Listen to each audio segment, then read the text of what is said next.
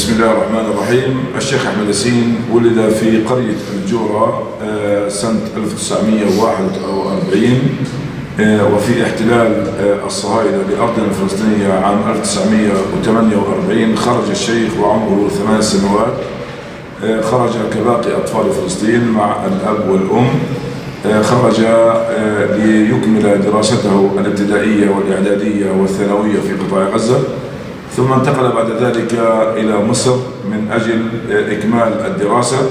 اعتقل في مصر لأنه كان يعمل في صفوف الإخوان المسلمين، وكان يخطب على منابر رسول الله صلى الله عليه وسلم، وكان يكرس حياته لهذه الدعوة التي رفع رايتها النبي صلى الله عليه وسلم، لأنه يريد أن يعمل بمصداق لقول الله لسيدنا محمد: وما أرسلناك إلا رحمة للعالمين. فعمل في صفوف الحركة الإسلامية هناك، ثم عاد مجددا إلى قطاع غزة ليؤسس مع إخوانه الحركة الإسلامية أو جماعة الإخوان المسلمين في فلسطين، في كل فلسطين، في القدس، في أراضي 48، في الضفة الغربية، في قطاع غزة. ثم كان تأسيس حركة المقاومة الإسلامية حماس كعمل مقاوم سنة 1987 في 14/12 سنة 1987 ليكمل التأسيس الذي بدأه في آخر السبعينيات مع إخوانه وبداية الثمانينات، لتنطلق الحركة الإسلامية لمقاومة المحتل مع العمل الدعوي متلازمين جنبا إلى جنب. بعد تأسيسه وبنائه للقاعدة الإسلامية من خلال الكوادر والقيادات والدعاء إلى الله سبحانه وتعالى، وكان يعمل من أجل إنشاء جيل رباني، جيل قرآني من الشباب الصغار ومن الأطفال ومن حتى في الروضات الإسلامية.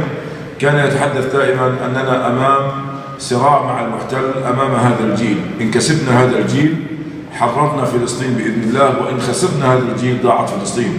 فكان يعلم أن البوابة لتحرير فلسطين هي بوابة الإعداد القرآني والإعداد الإيماني والإعداد العسكري والإعداد لشبابنا مصداقا لقول الله جل في علاه: وأعدوا لهم ما استطعتم من قوة ومن رباط الخيل. فالشيخ أحمد ياسين قام ببناء هذا الجيل على جميع الأصعد، وبعد انطلاقة الحركة بالعمل المقاوم أصبح رمزا بأفعاله لا بأقواله. تراه في المساجد، تراه مشرفا على بناء العمل العسكري والعمل الأمني والعمل السياسي والعمل الإعلامي والعمل الأمني والعمل الثقافي. في كل المجالات كان الشيخ أحمد ياسين يراعي المزاج العام لأبناء الشعب الفلسطيني والمزاج العام لأبناء هذه الأمة. فكان عنوان حقيقي للبناء واستمرارية هذا البناء، عنوانه أن الله يبارك في بناء المخلصين. ثم لما كان العمل العسكري أشرف بذاته على العمل العسكري، ليعتقد الشيخ أحمد ياسين ليقدم نموذج أن قيادات العمل الإسلامي لا يبقون ذواتهم في الكلام، وإنما يترجمون الأقوال إلى أفعال. وسجن الشيخ أحمد ياسين ليكتسب رمزية حقيقية بعد هذا الأداء. ولي الشرف أن اعتقلت مع الشيخ أحمد ياسين في سنة 1989. رأينا صبرا وثباتا، ورأينا رجولة من الشيخ ومن إخوانه في قيادة الحركة، وكذلك الدكتور أسد فلسطين الشهيد عبد العزيز الرنتيسي. علاقة الشيخ أحمد ياسين كان الأب الحنون على كل شرائح المجتمع الفلسطيني. كان يتعاطى مع الشباب تعاطي حسب احتياجاتهم، وكان مهتما جدا بالعمل النسوي، بالعمل النسائي، وكان له كلمة يرددها دائما على سبيل المثال. كان يقول بأن المجتمع يقول بأن المرأة نصف المجتمع، أما نحن فإننا نقول بأن المرأة هي كل المجتمع، لأنها هي النصف من حيث تعداد السكان، وهي التي تقوم بتربية النصف الآخر، بتربية الأطفال وتربية الشباب. فالأم كان يعتبر أن المرأة لها مكانة عظيمة، وكان علاقته بالأطفال علاقة وطيدة جدا، إذ كان يذهب إلى مدارسهم، إلى المدارس الوكالة وإلى جميع المدارس، وكان يذهب إلى رياض الأطفال بعلاقة حتى مع الصغار. كان الشيخ أحمد ياسين يزور جميع طبقات وشرائح المجتمع الفلسطيني. علاقته كانت علاقة الأب الحنون على أطفاله، على أبنائه، وهو كان يمثل الأب الحنون واليد الحنونة على مجموع الشعب الفلسطيني. شعاره: إن الله يحب الذين يقاتلون في سبيله صفا كأنهم بنيان مرصوص. لا يتأتى هذا الرصد لهذا البنيان إلا من خلال التربية ومن خلال الأداء المتميز ومن خلال القدوة الحسنة، كما فعل ذلك النبي صلى الله عليه وسلم مع جميع طبقات الشعب في مكة المكرمة وفي المدينة المنورة. يعني النشاط الدعوي كان يقول الشيخ أحمد ياسين بأن الدعوة إلى الله تمثل العمود الفقري في ظل هذا الصراع. كان يعتمد أولا على التربية القرآنية، التربية الإيمانية في بيوت الله، بقرآننا نفتح العالمين وقلعة أبطالنا المسجد. كان يهتم في بناء المساجد وإيجاد هذه الأماكن وهذه المراكز الدعوية من أجل استقطاب الشباب، فكان ينظر إلى الدعوة إلى الله سبحانه وتعالى بأنها هي العمود الفقري المركزي من أجل التفاف الشباب حول بيوت الله. ومن بيت الله كانت تنطلق جميع الفعاليات الرياضية، الفعاليات النسائية، الفعاليات الشبابية. في جميع الفعاليات كان المسجد هو المركز. ثم اعتمد أيضا من أجل إكمال ما بناه من بناء حقيقي ببناء الجامعات، مثالا على ذلك الجامعة الإسلامية التي خرجت مئات الآلاف من الشباب الذين يقودون العمل الوطني من جديد. وكان يعتمد أيضا في بناء من أجل العمل الدعوي لا يقتصر فقط على المسجد، وإنما أيضا على المدارس، على رياض الأطفال، على الرياضة. كان يهتم بالرياضة، يهتم بالإنشاد كعنوان من أجل استقطاب الناس، الإنشاد الإسلامي الهادف بكلمات تبعث الحماس وتبعث الطمأنينة وتبعث الأمل في نفوس أبناء الشعب الفلسطيني. فكان دوره الدعوي يعني يمس كل شرائح المجتمع الفلسطيني وكل عناوين العمل الفلسطيني، بدءا بالعمل السياسي والإعلامي والأمني والثقافي والتربوي والرياضي والنسائي والخيري. جميع الأعمال كان يعني تكون بإطارها الإسلامي، بإطارها القرآني، حتى يقدم النموذج الأروع لأبناء الشعب ولأبناء الأمة بإذن الله سبحانه وتعالى. نعم، الشيخ أحمد ياسين دليل على أنه نجح نجاحا كبيرا بفضل الله سبحانه وتعالى، ثم بفضله وبفضل إخوانه. نرى اليوم ثمار، الذي يزرع يرى الثمار، ونحن اليوم نشاهد هذه الثمار، بمعنى أن هناك جسم مقاوم في داخل فلسطين الذي أسسه الإمام الشهيد أحمد ياسين، وكان لا ينتقى من أبناء الشعب الفلسطيني إلى الجسم المقاوم لتحرير هذه الأرض إلا أصحاب الجباه الساجدة والألسن الذاكرة والسواعد المتوضئة والقلوب العامرة بالإيمان. لذلك اليوم نجد جيلا مجاهدا، شبابا قرآنيا، شبابا يعشق الموت في سبيل الله. ولذلك ثمار التربية التي بناها الشيخ أحمد ياسين نجدها ونلاحظها اليوم بهذا الشباب المتدفق، بهذا الشباب المندفع نحو إحقاق الحق وإبطال الباطل، بهذا الشباب الذي يقول أملي أن يرضى الله عني، بهذا الشباب الذي يقول وعجلت إليك ربي لترضى، بهذا الشباب الذي يتنافس في من يقدم ذاته شهيدا في سبيل الله ومن أجل الله، بهذا الشباب الذي يبيع كل شيء من أجل أن يحظى بشراء قطعة من السلاح ليجاهد بذاته وماله في سبيل الله سبحانه وتعالى. أنا أعتقد أن الشيخ أحمد ياسين نجح بفضل الله سبحانه وتعالى في إيجاد القاعدة من أبناء الشعب الفلسطيني ليكونوا بإذن الله عنوان لتحقيق مراد الله القادم.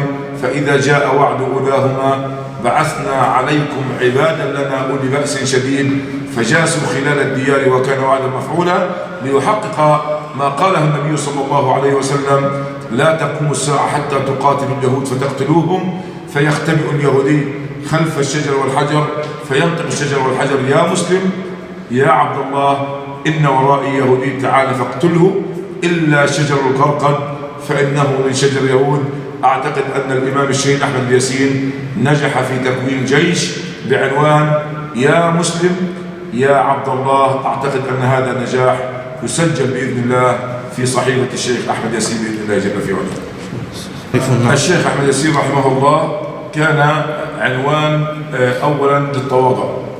الشيخ أحمد ياسين كان عنوان للرحمة لأبناء الشعب الفلسطيني، وكان يحب المزاح رغم شلله، رغم ما به من علل كثيرة جدا ابتلاه الله جل في علاه فصبر، وأسأل الله أن يأجره بالفردوس الأعلى اللهم آمين. إلى أنه تراه في ظل ألمه مثابرا على عمله، في ظل الألم تجده يبعث الأمل في نفوس الناس، في ظل الألم المتواصل بهذا الجسد وهذا الشغل تجده يتحدث عن قرب التحرير، وهو الذي قال عندما تحدث عن تحرير هذه الأرض قال بأن شارون سيخرج من نتسارين، وهذه مستوطنة في قطاع غزة، وتحققت رؤية وكلام الشيخ أحمد ياسين. كان الشيخ يحب المزاح، لكن بقدر، مع إخوانه، مع أبنائه، مع شبابه، المزاح الذي يعني يجلب إلى القلوب الراحة والطمأنينة. فأذكر أن أحد الشباب اسمه بهاء المدهون كان يحمل الشيخ أحمد ياسين، فقال له الشيخ مازحا: إن تعبت من حملي أنا أستطيع أن أريحك قليلا. فكان يمزح، وكان مع شبابه، وكان يحب الناس حبا كثيرا. ومن المعلومات التي لا يعرفها الناس وأنا استمعت إليها مباشرة من الشيخ أحمد ياسين بأن راتبه التي كان يأخذه عندما كان يعمل مدرسا كان ينفقه على الفقراء وعلى المحتاجين من أجل تحبيبهم في دين الله، ومن أجل تأليف هذه القلوب لهذه الدعوة التي رفع لواءها النبي صلى الله عليه وسلم، وبترت يدا مصعب بن عمير دفاعا عن هذه الراية.